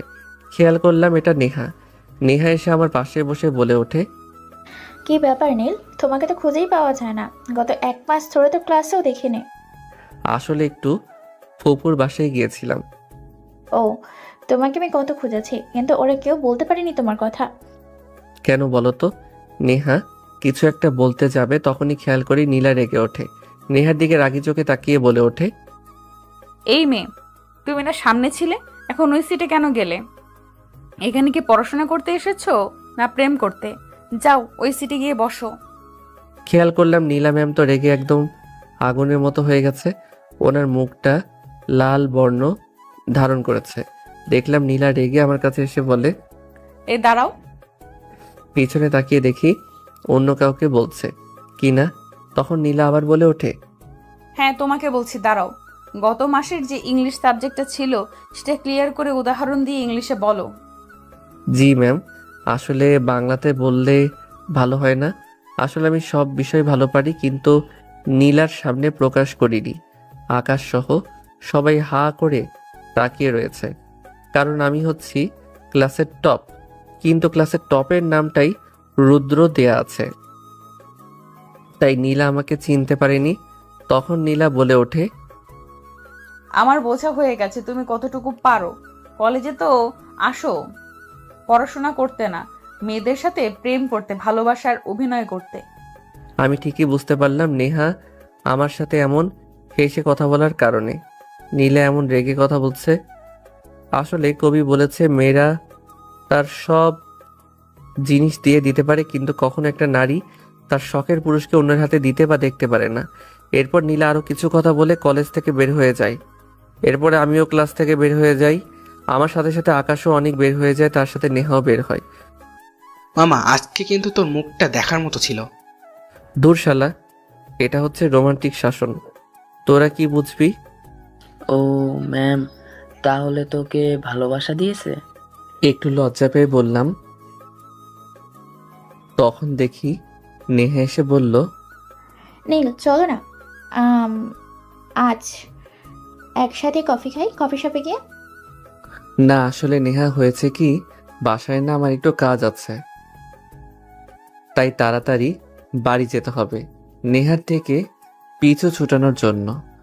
অনিক আর আকাশকে বাই বলে ওখান থেকে গাড়ি পার্কের ওখানে চলে আসি। বাইকটা নিয়ে মেইন গেট দিয়ে বাড়ি যাওয়ার উদ্দেশ্যে রওনা দিলাম। একটু সামনে আসতে খেয়াল করলাম কতগুলো বাজে ছেলে একটা মেয়েকে ডিস্টার্ব করছে। একটু সামনে এগিয়ে যেতে দেখলাম নীলাকে ছেলেগুলো ডিস্টার্ব করছে আর আজে বাজে কথা বলতে লাগলো। আমার মাথা প্রচণ্ড পরিমাণ গরম হয়ে যায়। আমি বাইক থেকে নেমে ছেলেগুলোর সামনে যাই। ছেলেগুলোর মধ্যে একটা এসে আমার সামনে আসতেই চিনে যায় কে, তাই ছেলেগুলো ভয় পালাতে লাগলো। ওদের মধ্যে একটা ছেলেকে ধরে ফেলি। যখনই একটা ঘুষি দিতে যাব তখনই, কি করছেন আপনি? আপনি ওদেরকে মারবেন না প্লিজ, আমি মারামারি পছন্দ করি না। মারবো না কেন? ওদের সাহস কত বড় তোমাকে দেখে টিচ করে, তোদেরকে বলছি। আর কখনো যদি ওর দিকে এভাবে তাকাস তাহলে তোদের চোখ আমি উপরে তুলে নেব। আমি ছেলেটার গলা টিপে ধরে কথাগুলো বলতে লাগলাম। ছেলেটার শ্বাস বন্ধ হয়ে যাচ্ছিল। তখন নীলা, প্লিজ ছাড়ুন, না হলে ও তো মারা যাবে এইভাবে গলা টিপে ধরলে। এরপরে ছেলেটাকে ছেড়ে দেই। বাইকে উঠে নীলাকে বলতে লাগি, বাইকে ওঠো, আমি তোমাকে বাসায় নামিয়ে দিচ্ছি। না লাগবে না, আমি একাই যেতে পারবো। তোমাকে আমি বাইকে উঠতে বলেছি। একটু রেগে কথাটা বললাম। আমার রাগ দেখে নীলা ভয়ে বাইকের দিকে আসতে লাগলো আর বিড়বিড় করে বলতে লাগলো, কি ফাজিল পোলারে, কত জোরে ধমক দেই, আমার ভয় করে না বুঝি? যাই হোক, আর যদিও না থাকতো কি যে হতো। আমি সবসময় আল্লাহর কাছে চেয়েছি আমার জীবনসঙ্গী যেন সবসময় আমার পাশে থাকে। মনে মনে কথাগুলো বলছি। এরপর নীলের বাইকে উঠে বসি। নীলা যেই বাসায় ভাড়া থাকে ওই বাসায় নিয়ে আসি। তখন বাড়িওয়ালা চাচা সামনে দাঁড়িয়েছিল। তখন বাড়িওয়ালা চাচা আমাকে আর নীলাকে দেখে বলে ওঠে, বাহ বাবা, ঠিক তো রং তামাশা করছো, কিন্তু আমার ভাড়ার কি হয়েছে? আজ কয় তারিখ? কবে দিবে ভাড়া? আসলে চাচা, আসল নকল আমাকে বুঝাতে এসো না, আমার টাকা লাগবে। নীলার সাথে লোকটা এমন খারাপভাবে কথা বলা দেখে আমার মাথা গরম হয়ে যায়, কিন্তু নীলার সামনে কিছু বলা যাবে না। তখন বাড়িওয়ালা আবার বলে, আমার মাসের শেষ তারিখে ভাড়া দেওয়ার কথা ছিল। আসলে চাচা, আমার বেতনটা পেলে আপনাকে দিয়ে দিব। কবে পাবে টাকা? আর কবে দিবে? টাকা যদি না দিতে পারো, বাইরে ছেলে না এনে আমাকে। আর কোনো কথা না বলতে দিয়ে একটা থাপ্পড় বসিয়ে দেই লোকটার মুখে। তোর এত বড় সাহস, তুই এই রফিক মোল্লার গায়ে হাত দিস? তোমাকে কে বলেছে ওনার গায়ে হাত তুলতে? আমি কিছু বলতে যাব তখনই আমাকে থামিয়ে দিয়ে বলতে লাগলো, প্লিজ তুমি আর আমাকে অশান্তির মধ্যে ফেলো না, আমি এমনিতেই টেনশনের মধ্যে আছি। ঠিক আছে, মনে থাকবে যেন। আমি কিছু বললাম না। বাইকটা নিয়ে সামনে চলে গেলাম। বাইকটা একটু সামনে রেখে পিছনের দেয়াল থেকে খেয়াল করলাম নীলা বাসায় চলে যায়। তখন সামনে থেকে গিয়ে বুড়োর কলারটা ধরি। এই তোর সাহস কম না, তুই আমার কলার ধরছিস? তুই জানিস আমি এই এলাকার যতগুলো বাড়ি আছে সবগুলোর বাড়ির মালিক। আমি তোকে ভালো করে চিনি, হয়তো তুই আমাকে চিনিস না। তুই যে বিল্ডারে কাজ করিস সে বিল্ডারের মালিকের নামটা তো ও তোর ঠিকই মনে আছে, তাই না? মানে তুই কি বলতে চাচ্ছিস? আমি তোকে কিছুই বলতে চাচ্ছি না, শুধু এতটুকু বলছি, তুই যে রফিক সাহেবের বিল্ডারে কাজ করিস আর সেই রফিক সাহেব আমাদের কোম্পানির ম্যানেজার। RN গ্রুপের নাম তো তুই শুনেছিস। তার মানে তুই কি বলতে চাস? তোকে আমি এটাই বোঝাতে চাচ্ছি যে RN কোম্পানির মালিক আমি নিজেই। তুই আমার সাথে মজা করছিস? আমি এসব হলে ভয় পেয়ে যাব। আর তুই যদি এই কোম্পানির মালিক হতি তাহলে এই ছোট লোক মেয়ের পিছনে তুই থাকতিস না। শালার মুখে এমন কথাটা শুনে মাথাটা প্রচণ্ড পরিমাণ গরম হয়ে যায়। এরপরে ম্যানেজারকে কল করি, ম্যানেজারকে কল করে সব কিছু বলি। তখন লাউড স্পিকার দিয়ে লোকটার সামনে ধরি। তখন ম্যানেজার ওকে সব কথা বলে। লোকটা ম্যানেজারের মুখে সব কথা শুনে আমার পায়ে এসে পা ধরে বলতে লাগলো, বাবা, আমি অনেক বড় ভুল করে ফেলেছি, তুই আমাকে মাফ করে দাও। আমি জীবনেও ওর বাড়ির আশেপাশেও যাব না। আমি তোমাকে কথা দিচ্ছি, যে ভুল করছি সে ভুল হয়তো বা শাস্তি অনেক ভয়াবহ। সেজন্য তোমার কাছে আমি আমার ব্যবসা ভিক্ষা চাচ্ছি। এবারের মতো তোকে আমি ছেড়ে দিচ্ছি, আর কখনো যদি তুই নীলার আশেপাশেও থাকিস তাহলে পরের বার কিন্তু তোকে আমি ছাড়বো না। এরপর ও ওখান থেকে চলে যায়। ওখান থেকে বাসায় চলে আসি। বাসায় এসে শুয়ে আছি, তখন দেখতে পেলাম মিনা আমার রুমে প্রবেশ করছে। জানি এখন আমাকে শান্তি দিবে না, তাই ঘুমের ভান করেছিলাম। ভাইয়া, এই ভাইয়া, শোন না। আমি জানি তুই ঘুমের ভান করে আছিস। উঠবি নাকি পানি ঢালবো?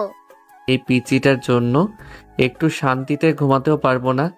যার বাসার মধ্যে এমন একটা পিচ্চি বোন থাকে সেই বোঝে তার কতটা কষ্টের মধ্যে থাকা লাগে। হয়েছে কি বল, কি বলবি? এভাবে চিল্লাচিল্লি করে ডাকছিস কেন? দেখছিস না ঘুমিয়ে আছি? তোর কি জ্বালাতে ভালো লাগে? তুই যে ঘুমিয়ে ঘুমিয়ে ভাবির সাথে রোম্যান্স করছিস তা আমি ভালোভাবেই বুঝতে পারছি। এই তুই পিচ্চি মেয়ে, এগুলো জানিস কি করে? এই একদম আমাকে পিচ্চি বলবি না, আমি মোটেও পিচ্চি না। আচ্ছা ঠিক আছে, তুই পিচ্ছি না, তুই একটা বুড়ি। এখন বল কি হয়েছে? কিছু হয় নাই। তুই সকালে চকলেট আনার জন্য বললি, কই এনেছি? না মানে আসলে ভুলে গেছিলাম, আগামীকালকে নিয়ে আসি। এসব বলে তুই আমাকে ভোলাতে পারবি না। আমি কিছুই জানি না। তুই এখন এই মুহূর্তে গিয়ে আমার জন্য চকলেট আনবি। যদি না আনিস তাহলে কিন্তু আমি আম্মু। মিনার মুখ চেপে ধরে বললাম, এই চুপ কর এবার। তুই কি এখানে বসে কান্নাকাটি শুরু করবি? আচ্ছা চুপ করলাম, তাহলে তুই গিয়ে এখন আমার জন্য চকলেট নিয়ে আয়। আচ্ছা ঠিক আছে, যাচ্ছি। কি আর করার, চকলেট আনতেই হবে, না হলে কি করে ফেলে আল্লাহ জানে। আকাশ আর অনিককে কল করে বাসা থেকে মোড়ে আসতে বলি। বাসা থেকে বের হই দোকানে যাওয়ার উদ্দেশ্যে। বাসা থেকে দোকান বেশি দূর না, কিন্তু মিনা যে চকলেটগুলো খায় সেগুলো অন্য জায়গা থেকে নিয়ে আসতে হয়, তাই আকাশ আর অনিককে আসতে বলি। রাতে কোনো রিক্সা নেই, তাই ভাবলাম গলি দিয়ে গেলে হয়তো একটু সময় কম লাগবে। এটা ভেবে গলির পথ ধরে হাঁটতে লাগলাম। একটু সামনে আসাতেই খেয়াল করলাম কয়টা ছেলে সামনে দাঁড়িয়ে আছে, হাতে তাদের হকি স্টিক। আমি পাশ কাটিয়ে যেতে গেলে, ওই দিন তো ভার্সিটিতে আমাকে একা পেয়ে খুব মেরেছিস, আজকে তোকে আমি একা পেয়েছি। সেই দিনের প্রতিশোধটা আমি আজ হাড়ে হাড়ে তুলে নেব। বোকা আসলে তুই। একটা বোকা সিংহ সবসময় একাই বের হয় কারণ সে বনের রাজা, আর তুই কুত্তা কারণ কুকুর সবসময় দল বেঁধে আসে আর ঘেউ ঘেউ করে। কি?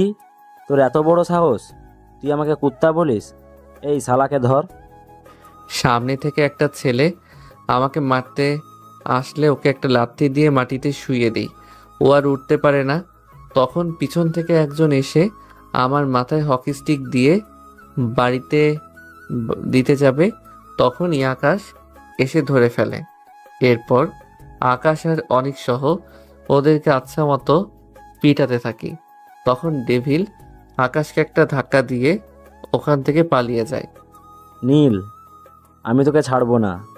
তোর এমন একজন মানুষের আমি ক্ষতি করব যা তুই কল্পনাও করতে পারবি না। এটা বলে ডেভিল ওখান থেকে পালিয়ে যায়। তখন ওদেরকে পুলিশ হাতে দিয়ে দেয়। শালাটা পালিয়ে গিয়েছে, কিন্তু ও যতদিন বাইরে আছে তোর কোনো না কোনো ক্ষতি তো করতেই চাইবে ভাই। তুই ঠিক বলছিস, কিন্তু হয়তো নীল এর ফ্যামিলির কিছু করতে পারবে না, কারণ ওদের বাসায় অনেক সিকিউরিটি আছে। তাহলে অনেকের কথায় মনে পড়ল নীলার কথা। যদিও কোনোভাবে জানতে পারে নীলার সাথে আমার কোনো একটা সম্পর্ক আছে, তাহলে তো সবার আগে নীলার ক্ষতি করবে, আর তা আমি কখনোই হতে দিতে পারবো না। তাই বাসায় কল করে বলি আজকে বাসায় ফিরবো না, আকাশের সাথে ওদের বাসায় থাকবো। বুঝলাম না, কল করে বলেছে আজকে বাসায় আসবে না, হয়েছে কি কিছুই বলো না। কি হয়েছে আমেনা? আদরের ছেলে বাসায় আসবে না তাই বলো। কেন, কি হয়েছে? কোনো কিছু হলো নাকি? আমাকে তো তেমন কিছু বলেনি। ও আচ্ছা, আমি একটা কল করি, তখনই একটা কল আসে। কলটা ধরে যা শুনি আমার মুখ রেগে আগুন হয়ে যায়। কি হয়েছে? হঠাৎ করে এমন রেগে আছো কেন? নীল কে মারার চেষ্টা করছে কিছু ছেলে। বলো, ও এখন কি করে? কিছু হয়নি তো আমার ছেলের? ও তো মাত্র ফোন করেছে। না, ওর কিছু হয়নি, আমি সব জানতে পেরেছি, তুমি চিন্তা করো না। আর এখন বাসায় না এসে আকাশের বাসায় থাকুক, আমি ওদের ব্যবস্থা ঠিকই করব। আকাশের কাছ থেকে ওর বাইকের চাবিটা নিয়ে আমি নীলার বাসায় যাওয়ার উদ্দেশ্যে রওনা দিলাম। কিছুক্ষণের মধ্যে নীলার বাসার সামনে এসে পৌঁছালাম। দেখলাম মেইন গেটটা বন্ধ আছে, তাই ভাবলাম কি করে ওর রুমে যাওয়া যায়। সামনে খেয়াল করলাম একটা ছোট্ট গাছ পেয়ে নীলার রুমের সামনে দিয়ে গিয়েছে। কি আর করার, বউয়ের সাথে যদি একটু রোম্যান্স করতেই হয় তাহলে তো একটু কষ্ট করতে হবে, এটাই স্বাভাবিক। তাই গাছটা বেয়ে নীলার রুমের বেলকনির উপরে উঠে পড়লাম। ভিতর দিয়ে রুমটা লক করা। ওই বাড়িওয়ালার কাছ থেকে একটা ডুপ্লিকেট চাবি নিয়েছিলাম। ওই চাবিটা বের করে রুমের দরজাটা খুলে ভিতরে ঢুকি। ভিতরে ঢুকতেই কিসে যেন একটু ঘ্রাণ নাকে বাজতে লাগলো। খেয়াল করলাম নীলা রান্নাঘরে রান্না করছে। বাহ, আমার বউ পাখির হাতে তো জাদু আছে, খুব সুন্দর করে রান্না করতে পারে। ইস, ক্ষুধা লেগে গেছে, একটু শুয়ে বিশ্রাম করে নেই। বিছানার দিকে তাকিয়ে হা করে রইলাম, কারণ নীলা ওর বিছানা অনেক সুন্দর করে সাজিয়ে রেখেছে। আসলে ওর সাথে আমার এমন ব্যবহার করাটা উচিত হয়নি। ও তো আমার স্বামী হয়, সেজন্য হয়তো ওই কথাগুলো ও মানতে পারেনি। তাই তো এইসব ভাবছি আমি রুমে এসে অবাক হয়ে তাকিয়ে আছি, কারণ আমার সামনে নীল শুয়ে আছে। দূর, সব সময় এমন স্বপ্ন দেখি। আচ্ছা, তুমি কি সত্যি এখানে আছো নাকি আবারও স্বপ্ন দেখছি? কেন, রোজ রাতে কি তুমি আমাকে স্বপ্নে দেখো নাকি? মানে তুমি এখানে কি করে? আমি এখানে কেন আর কি জন্য এত কিছু বলতে পারবো না। খুব ক্ষুধা লেগেছে, কি রান্না করেছো খেতে দাও। এই, আপনি এখান থেকে যান। আর কিভাবে আসলেন? ভালোবাসার মানুষটাকে দেখার জন্য এসেছি। এখানে যত ঝড় তুফানি আসুক না কেন, তাতে আমার কোনো কিছু যায় আসে না। আপনি যান বলছি এখান থেকে। কেন, না গেলে কি করবে? এটা বলে নীলার সামনে আসতে লাগলাম। তখন নীলা পিছাতে লাগলো। একসময় দেয়ালের সাথে ওর পিঠ ঠেকে যায়। তখন ও বলতে লাগলো, আপনি আমার সামনে আসছেন কেন এভাবে? কেন, আমি আমার বউয়ের কাছে আসছি। দেখুন, আমার খুব ভয় করছে। আমি নীলার কোমরটা হাত দিয়ে ধরে হ্যাঁচকে একটা টান দেই। নীলা আমার সামনে চলে আসে। ওর মায়াবী চোখ দুটো যেন আমাকে কিছু বলতে চাই। খেয়াল করলাম নীলার পেটের নাভিতে সুন্দর একটা তিল আছে। ফর্সা গায়ে তিলটা বেশ মানিয়েছে। লক্ষ্য করলাম নীলার ঠোঁট জোড়া কাঁপছে। নীলার 2 হাত শক্ত করে দেয়ালের সাথে জড়িয়ে ধরেছি, তার জন্য ও নড়তেও পারছে না। এই, আপনি আমার মুখের সামনে আসবেন না। আমার কেমন কেমন লাগছে। কেমন লাগছে বলো? প্লিজ ছাড়ুন বলছি, আমার হাত ব্যথা করছে। খেয়াল করলাম আমার হাতের চাপে ওর ফর্সা হাতটা রক্তের মতো লাল হয়ে গেছে।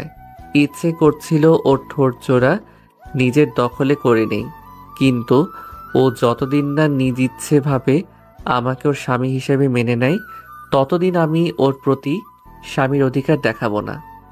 তাই নীলাকে ছেড়ে দিয়ে বললাম, ঠিক আছে যাও, আমার ক্ষুধা লেগেছে, আমার জন্য খাবার আনো। ফাজিলটা এমন রোমান্টিক ভাবে ধরেছে যে আমি ওর প্রতি দুর্বল হতে লাগলাম। ওর জন্য খাবার নিয়ে আসি। তখন ও বলল, খাবার খাইয়ে দাও। না, আমি পারবো না। খাবারটা খাইয়ে দিতে বললাম। আমি তোমার টিচার, এমনভাবে ধমক দিচ্ছ কেন? হ্যাঁ ম্যাম তো কলেজে, কিন্তু বাসায় তো বউ, তাই না? তুমি কি খাওয়াই দিবা নাকি আবার? দূর শয়তান পোলা, এরপর তোমাকে আমার খাইয়ে দেওয়া লাগছে। দেখেছো গরুর মতো খাচ্ছে। আমার যে ক্ষুধায় পেটটা ফেটে যাচ্ছে। নীলার মুখ দেখে বোঝা যাচ্ছে সারাদিন কিছু খাইনি, তাই প্লেটটা হাতে নিয়ে ওর মুখে খাবার দিতেই, না আমি খাবো না, এখন আপনি খান। ওই খেতে বলছি, রাগাবে না। ওর ধমকের ভয়ে ভাতটা মুখে নিলাম। কি ফাজিল ছেলে, কথায় কথায় শুধু বকা দেয়। নীলাকে খাওয়াই দিয়ে বললাম, আজ আমি বাসায় যাচ্ছি না। তাহলে কি আপনার ফ্রেন্ডের বাসায় যাবেন? কেন? ওর বাসায় যাব কেন? তাহলে রাতে কোথায় যাবেন আর ঘুমাবেন? কেন? আমি তো বাসায় এসেছি আর ঘুমাবো আমার বউয়ের সাথে। কি? আমি আপনার সাথে ঘুমাতে পারবো না। দেখো, আমার বাহিরে শত্রু আছে। আপনি এত মারামারি করেন কেন? তাই জন্যই তো এত শত্রু। আর আপনার শত্রু হলে আমার কি? দেখো, আমার বা আমার পরিবারের ওরা ক্ষতি চায়। আমার কিছু করতে না পারলে ওরা যদি তোমার কিছু করে ফেলে, তাই আমি তোমাকে ছেড়ে কোথাও যাচ্ছি না। তার মানে আমি এখানে ঘুমাবো। আমি আপনার সাথে ঘুমাবো না। নীলা সামনে এসে ওর মুখটা চেপে ধরে বললাম, ঘুমাবি না? না মানে হ্যাঁ, না। ঠিক আছে, আমি সোফায় ঘুমাতে গেলাম, তুমি খাটে শুয়ে পড়ো। এটা বলে রুম থেকে চলে যাই। রাতে শুয়ে আছি, মধ্যরাতে খেয়াল করলাম নীলা আমার গায়ে একটা কম্বল দিয়ে কপালে একটা কিস করে চলে যায়। আমি জানি তুমিও আমাকে ভালোবাসো, কিন্তু বলতে পারছো না। তোমার মুখ দিয়ে ভালোবাসা কথাটা বের করবই আমি। সকালে নীলার রুমে এসে দেখি ও বাচ্চাদের মতো শুয়ে আছে। সূর্যের কিরণ ওর মুখে পড়তেই ওর মুখটার সৌন্দর্য দ্বিগুণ বৃদ্ধি পেল। আমি যেন ওর রূপে হারিয়ে যাই এক অজানা দেশে, যে দেশে শুধু কল্পনার সাগর।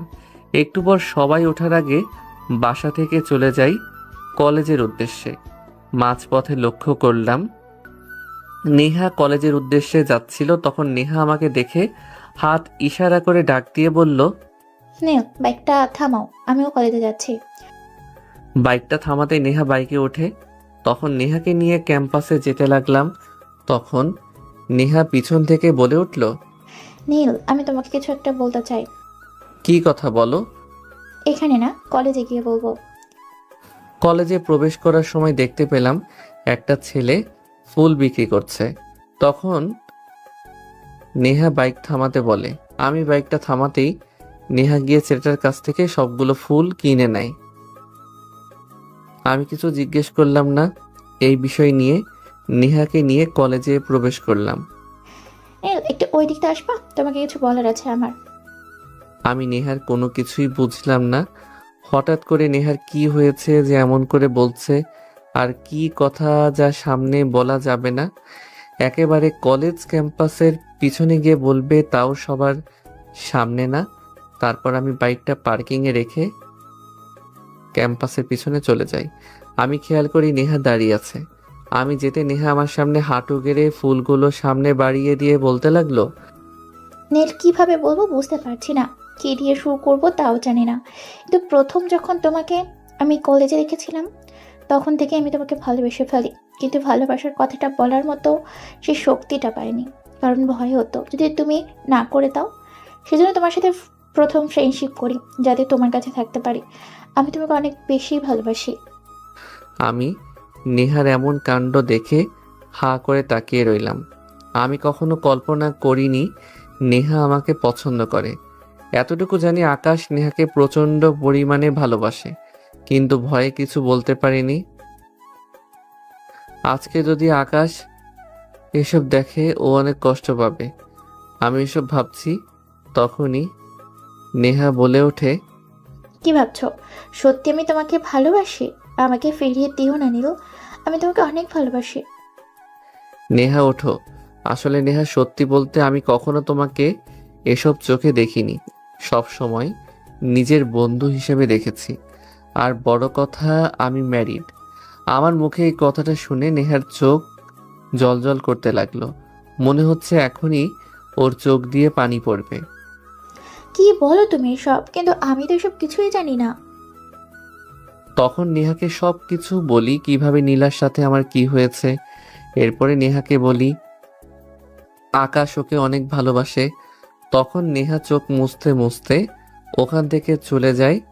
তখন পিছন থেকে আকাশ ডাক দেয়। কি রে নেহা, এভাবে কান্না করতে করতে চলে গেল কেন? তখন আকাশকে নেহার সাথে হয়ে যাওয়ার সব কথা খুলে বলি। তুই তো জানিস আমি কতটা ভালোবাসি নেহাকে। আমি নেহাকে বলেছি তোর কথা। এখন বলে কি হবে? ও তো তোকে ভালোবাসে, আমাকে না। তুই গিয়ে ওকে তোর কথাটা বল। এই সময় ওর একজন পাশে মানুষের প্রয়োজন। তুই ওর পাশে থাকলে ও তোকে মেনে নিবে।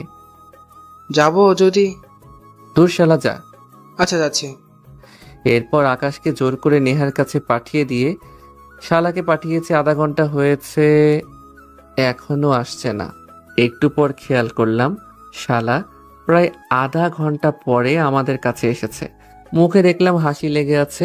তখন অনিক বলল, কি রে মামা, তোর তো মনে দেখি লাড্ডু ফুটতেছে, কাহিনী কি? না, বলবো না। কেন, কি হয়েছে? এমন ঢং না করে বল। না দোস্ত, আমার লজ্জা করে। ওকে মেয়েদের কাপড়ের ভেতর রেখে আয় তো। আরে এমন করে কেন বলছিস? আসলে মামা নেহা রাজি হয়েছে। শালা আকাশকে ধরে বললাম, চল। কোথায় যাব? শোনা গো আমার, কিছু বুঝে না ট্রিট দিবি, চল। এখনই দেওয়া লাগবে? তোর সাথে কি আমরা মজা করছি ভাবছিস? না দিলে দুইজন দুই হাত পা ধরে তুলে নিয়ে যাব। জানা হয়ে গেছে, তোর আমার পকেটটা খালি করার ধান্দায় আছিস। কলেজে আর ক্লাস করিনি। আকাশ অনেক সহ রেস্টুরেন্টে চলে যাই ওদের সাথে। আরও কিছু সময় কাটিয়ে বিকেলবেলা বাসায় চলে যাই। বাসায় ঢুকে দেখি তো আমি হাঁ করে তাকিয়ে আছি, কারণ পুরো বাড়ি জুড়ে অন্ধকার। বাসায় প্রবেশ করতে লাইট জ্বলে ওঠে। তখন উপরের রুমে যেতে লাগলে পিছন থেকে, দাঁড়ো বাবা, কোথায় যাচ্ছ? তোমার সাথে আমার বোঝাপড়া বাকি আছে। খেয়াল করলাম আম্মুর হাতে একটা লাঠি, পাশে মিনা দাঁড়িয়ে। তখন ভয়ে ভয়ে বলতে লাগলাম, কিসের বোঝাপড়া আম্মু? আমার বৌমা কোথায় সেটা বল। বললাম তো। আর কয়দিন পর কিছু বলতে না দিয়ে পিচ্ছি বলল, দেখেছো আম্মু, বললাম না ভাইয়া মিথ্যে বলবে। এসব কি শুনছি নীল তোর নামে? আমার আর কিছু বোঝার বাকি নেই।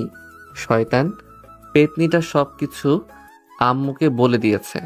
তখন আব্বু আবার বলল, কিরে কথা বলছিস না কেন? তুই নাকি বৌমাকে বাসায় আনতে চাসনি? কে এসব বলল? তো ঢং করিস না, মিনা সব বলেছে। তোর সাথে নীলার কি সম্পর্ক বল, আর আমার বৌমাকে তুই কেন ঘরে আনলি না? আমার তো নীলাকে খুব পছন্দ হয়েছে। আমি না, ঠিকই বলছো। মেয়েটা অনেক ভালো। আমার ঘরে আসলে আমাদের এই ছাগল ছেলেটাকে মানুষ করতে পারবে। না আপু, তোমার ছেলে ছাগল না, গরু বলা দরকার। রুমের যে হাল করে রাখে। ওই পেতনি তোকে কিন্তু আমাকে একটা ভেঙচি দিয়ে আম্মুর পিছনে লুকিয়ে যায়। তখন হঠাৎ করে আমার ফোনে একটা কল আসে। হ্যালো, কে? হা হা হা, তোর জম বলছি, আমি ডেভিল। কি ভেবেছিস তোকে আমি এত সহজে ছেড়ে দিব না? এত সহজে না। তোকে 12 ঘন্টা সময় দিচ্ছি, এর মধ্যে তুই যদি না আসিস তাহলে তোর বউকে আমি শেষ করে দিব। ডেভিল, তোকে আমি ছাড়বো না। আমার নীলার যদি কিছু হয় তোকে আমি কেটে কুকুরকে খাওয়াবো। কি হয়েছে? নীলাকে ডেভিল তুলে নিয়ে গেছে। ও কোথায় আছে বলছে না। আমি কিছু জানি না, তুই যেভাবে হোক আমার বৌমাকে বাঁচিয়ে আন। আমি পুলিশকে কল করে সব কিছু বলছি। দাঁড়াও, আমি আকাশ আর অনিককে কল করি, তুমি পুলিশ নিয়ে রেডি থাকো। তখন আমি আকাশ আর অনিককে কল করে সব কিছু বলি। ওরা কিছু সময়ের মধ্যে চলে আসে। এখন কি করবি? তুই তো ঠিকানাও জানিস না। আমি নীলার ফোনে একটা ট্র্যাকিং অ্যাপ নামিয়ে রেখেছি, তাই ওর লোকেশন আমরা খুঁজে পাবো। আমি লোকেশন দেখি আমাদের কলেজের পিছনের পুরনো বাড়িতে। এটা তো আমাদের কলেজের পিছনে। আমি বাইক বের করছি, তোরা তাড়াতাড়ি বের হ। আমি আকাশ সহ বাইকে করে লোকেশনের দিকে যেতে লাগলাম। হা হা হা, সুন্দরী, তোমার রূপে আমি মুগ্ধ। এই রূপটা আমার যে চাই। তুই যদি নীলের বউ না হতিস, এই রূপে আমি তারপরও পাগল হয়ে যেতাম। আমাকে ছেড়ে দে, তোকে কিন্তু আমার স্বামী ছাড়বে না। হা হা হা, তোর স্বামী কখনোই খুঁজে পাবে না তোকে। হে আল্লাহ, আমি কি এই জানোয়ারের কাছে আমার সতীত্ব হারাবো? তুমি আমাকে বাঁচাও মালিক, তুমি আমার স্বামীকে আমার হেফাজত করতে পাঠাও। হা হা, আজ আমি মাস্তি করব তোকে নিয়ে। এই তোর ফিগার দেখে আমি পাগল হয়ে গেছি রে। এই তোরা সবাই বাইরে যা। আমি খেয়াল করলাম ছেলেটা শার্ট খুলে আমার সামনে আসতে লাগলো।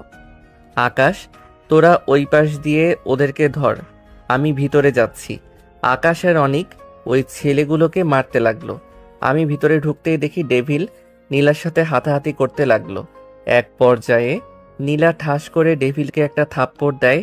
তখন ডেভিল নীলাকে যখনই মারতে যাবে আমি পিছনে থেকে ডেভিলকে একটা লাথি দেই। ডেভিল গিয়ে ছিটকে পড়ে নিচে। আমাকে সামনে দেখতে পেয়ে নীলা যেন প্রাণ ফিরে পায়। দৌড়ে এসে আমাকে জড়িয়ে ধরে কান্না করতে করতে জ্ঞান হারিয়ে ফেলে। এর মধ্যে আব্বু পুলিশ নিয়ে আসে, সবাইকে পুলিশ ধরে নিয়ে যায়। আমি নীলাকে কলে নিয়ে গাড়িতে করে বাসায় নিয়ে আসি। ডাক্তার এসে কিছু ওষুধ দিয়ে চলে যায়। আম্মু নীলার পাশে বসে আছে, কারণ এখনো নীলার হুঁশ আসেনি। তুই যা, আমি ওর পাশে আছি। তুই গিয়ে ফ্রেশ হয়ে নে, সন্ধ্যা হয়ে গেছে। আম্মু, কিছু হয়নি তোমার মা? আম্মুকে জড়িয়ে ধরে কান্না করতে লাগলাম। দূর পাগলি, কেউ এভাবে বাচ্চাদের মতো কান্না করে? তুই একবার বলতি আমার বৌমা তুই, তাহলে আমি কখনো তোকে ওই বাসায় থাকতে দিতাম না। নীলার চিৎকার শুনে আম্মুর রুমে দৌড়ে এসে দেখি নীলা আম্মুকে জড়িয়ে ধরে কান্না করছে। তখন আম্মু বলল, নীলাকে তোর রুমে নিয়ে যা, ওর এখন বিশ্রামের প্রয়োজন। আম্মু এটা বলে নিচে চলে যায়। আমি নীলার পাশে গিয়ে বললাম, এখন কেমন লাগছে? ভালো। আমি নীলাকে কোলে নিতেই বলে উঠল, এই কি করছো? আমাকে নামিয়ে দিন, আমি বাসায় যাব। এই মেয়ে, একদম চুপ, একটা কথা বলবা না। এখন থেকে তুমি এখানে থাকবে। আমি আকাশ আর অনিককে বলেছি, ওরা তোমার সব জিনিস নিয়ে আসবে। এই শয়তান পোলা আমার বুঝি লজ্জা করে না? এই পিচ্চি ছেলে শুধু আমাকে ভয় দেখায়। এই শোনেন না, হয়েছে কি বলো? আমার না এত বড় রুমে ঘুমাতে ভয় করছে। তো এখন কি করব? আমি বলছি আমার সাথে আপনিও ঘুমান, কিন্তু শর্ত আছে, মাঝখানে কোলবালিশ থাকবে। এটা তো মেঘনা চাইতে জল। আমার মনে তো শুধু লুঙ্গি ড্যান্স করছে। আমি খাটে এসে শুয়ে পড়ি। নীলা খাটের মাঝখানে একটা বালিশ দিয়ে শুয়ে পড়ে। রাতে প্রচণ্ড পরিমাণ ঝড় আসে। ঝড়ে বিদ্যুতের শব্দে নীলা আমাকে জড়িয়ে ধরে ভয়ে। ইস, রাতে আমি মনে হয় ওনাকে জড়িয়ে ধরে শুয়েছিলাম। কি যে লজ্জা লাগছে। তখনই দেখি কেউ ভেতরে প্রবেশ করছে। ভাবি, তুমি উঠেছ? জানতাম তুমি উঠবে। কেন, তোমার ভাই উঠবে না? বাংলাদেশের যুদ্ধ লাগবে, ওর খবর থাকবে না। তুমি বলছো ওর ওঠার কথা? তোমার ভাই অনেক ফাজিল, তাই না? আমি ঘুমের ভান করে মিনার সব কথাই শুনছি। মিনা, পেতনি, তোকে আমি ছাড়ছি না। আমার নামে মিথ্যা অপবাদ দিস তুই আমার একমাত্র বউয়ের কাছে। ছাড়ো তো আমার গাধা ভাইটার কথা। তোমাকে আম্মু নিচে নাস্তা করতে ডাকছে। তোমার ভাই গাধা। তাই না তো কি? আমি এটাই ভাবিও। তোমাকে পটালো কি করে? একটু পর খেয়াল করলাম নীলা ও মিনা নিচে চলে যায়। তারপর আমি বিছানা ছেড়ে উঠি। ওয়াশরুমে গিয়ে ফ্রেশ হয়ে নিচে এসে দেখি নীলা নেই। চারপাশে নীলাকে খুঁজে না পেয়ে আম্মুকে জিজ্ঞেস করতেই, ও নীলামা, ও তো মিনাকে স্কুলে দিয়ে যেতে গেল, আর এখানে নাকি ওর কিছুই নেই, তাই বাসা থেকে রেডি হয়ে বিকেলে চলে আসবে। তুই বিকালে ওকে নিয়ে আসিস। এটা বলে আম্মু চলে যায়। কিছু সময় পর আম্মু নাস্তা দেয়, নাস্তা করে রুমে আসি। রুমে এসে রেডি হয়ে নীলার বাসার উদ্দেশ্যে রওনা দিই। যাওয়ার সময় দেখি আকাশ ও অনিক আমার দিকে আসছে। কে রে মামা, কোথায় যাচ্ছিস তুই? এই তো নীলা নাকি ওর বাসায় গিয়েছে, তাই ওকে নিয়ে আসবো। আর তোদেরকে যে বলেছি ওর সবকিছু নিয়ে আসার জন্য, কি করেছিস? আরে আমরা লোক পাঠিয়ে দিয়েছি, সব কিছু অলরেডি প্যাকিং করে মনে হয় তোর বাসায় পৌঁছে দিয়েছে। তা তো বুঝলাম, কিন্তু তোরা সকালবেলা হঠাৎ করে আমার বাসার দিকে? হ্যাঁ মামা, আসলে তোকে একটা খবর দিতে এসেছি। কি খবর বল? না, আমার খুব লজ্জা করছে। এই আকাশ, তুই বল না।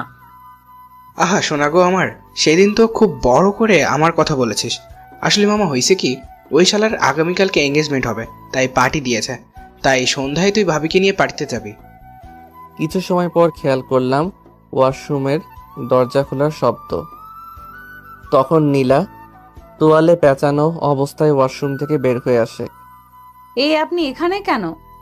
নীলাকে এমন অবস্থায় খুব হট দেখাচ্ছিল, আমি যেন ওর থেকে চোখ ফিরাতে পারছি না। দেখ শয়তানটা কিভাবে তাকিয়ে আছে। আমাকে দেখে লজ্জায় নীলা আবার ওয়াশরুমে চলে যায়। ভিতর থেকে কথাগুলো বলতে থাকে। নীলার জন্য কিনে রাখা ড্রেসটা ওর সামনে দিয়ে বলি, এটা পরে আসো। না, আমি পারবো না, আপনি এখান থেকে যান। তুমি এটা না পরলে আমি যাব না। না, আমি পরবো না, আপনি এখান থেকে যান। কি, তুমি এটা পরবে না? না, পরবো না এটা। এটা বলে ওয়াশরুমে ঢুকে যায়। নীলা আমাকে ভিতরে ঢুকতেই দেখে পিছাতে যেতে লাগলো। আমি ওর হাত ধরে একটা হ্যাঁচকে টান দিই, সোজা গিয়ে আমার বুকে এসে পড়ে। তখন নীলার গোলাপি ঠোঁট জোড়া নিজের দখলে করে নিই। শয়তানটা আমাকে জোর করে কিস করে দেয়, প্রায় 5 মিনিট পর ছেড়ে দেয়।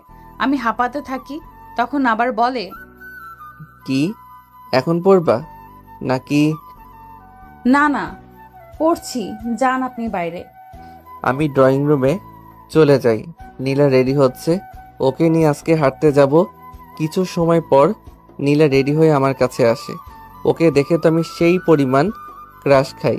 একটা মানুষ এত সুন্দর কি করে হয়?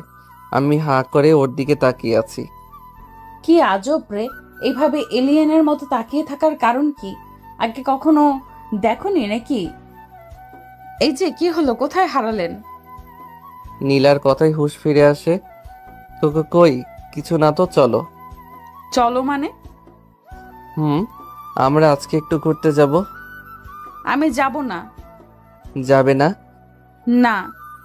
নীলার কোমরটা ধরে টান দিতেই ওর ঠোঁটটা আমার ঠোঁটের সামনে চলে আসে। ওর পাতলা শাড়িতে নাভির তিলটা দেখা যাচ্ছে। আমি নীলার নাভিতে হাত দিতেই ও চোখ বন্ধ করে নেয়। আমার মুখের সামনে এনে বলতে থাকে, কি যাবে নাকি? আবার দেওয়া লাগবে?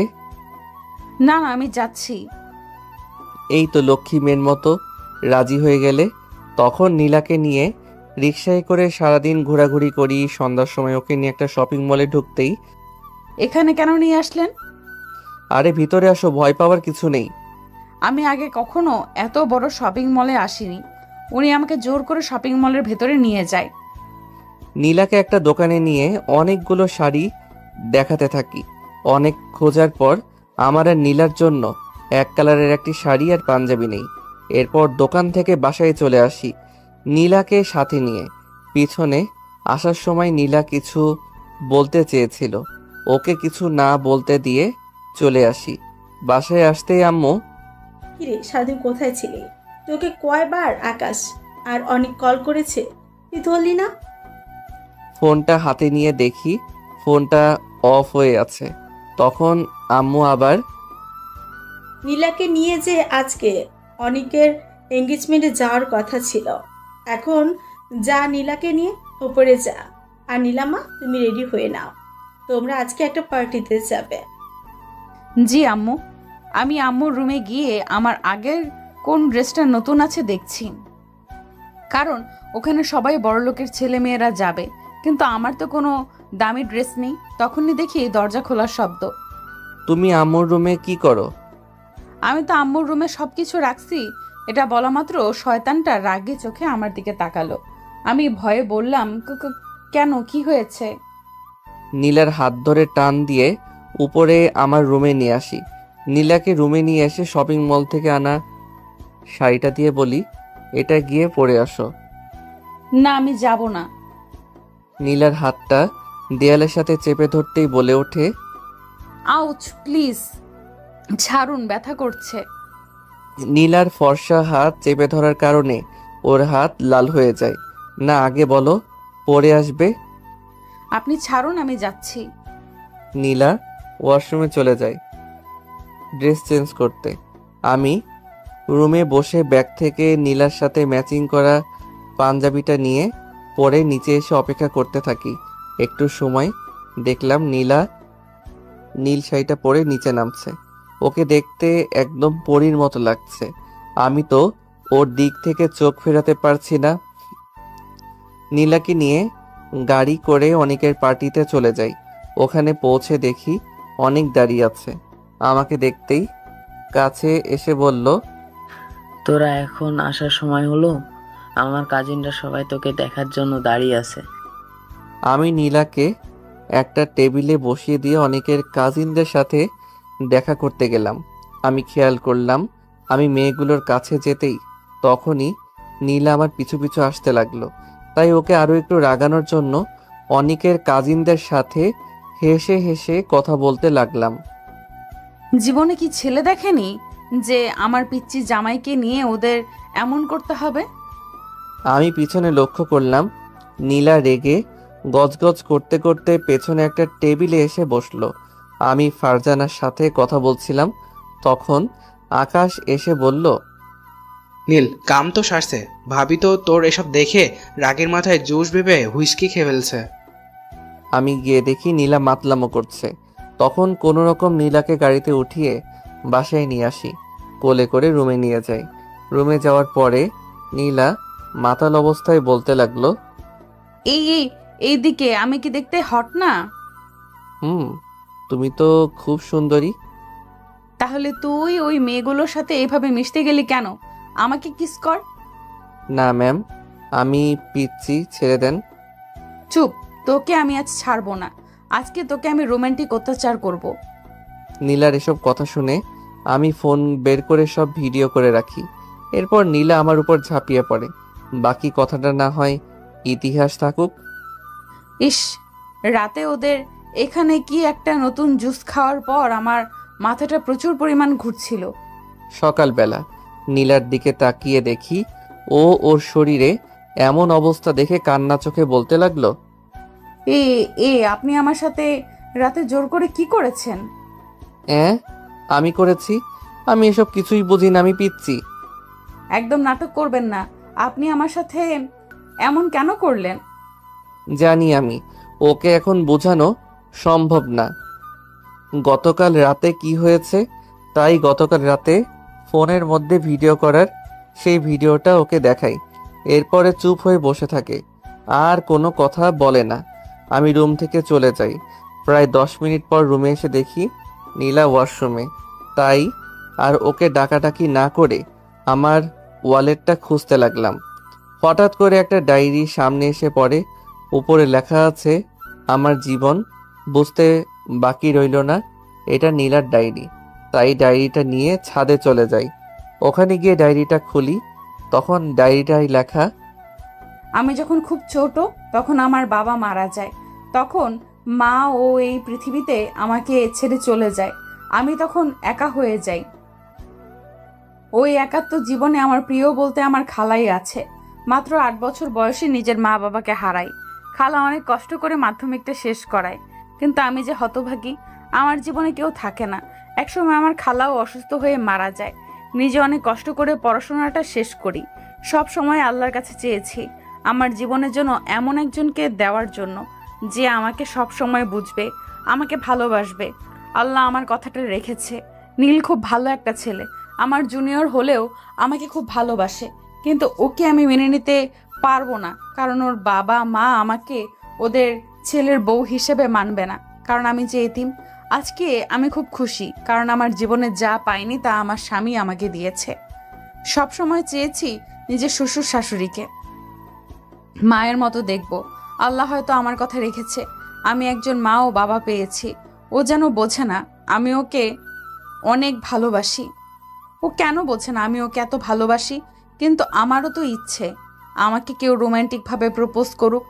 যতদিন না ও আমাকে প্রপোজ করছে আমি রাজি হব না। বলে দিলাম, শয়তান পোলা।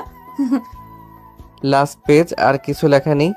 নীলার জীবনে অনেক কষ্ট, তাই ওয়াদা করলাম কখনো ওকে কষ্ট পেতে দিব না। নীলার জন্য অনেক আগে একটা ডায়মন্ড রিং কিনে রেখেছিলাম।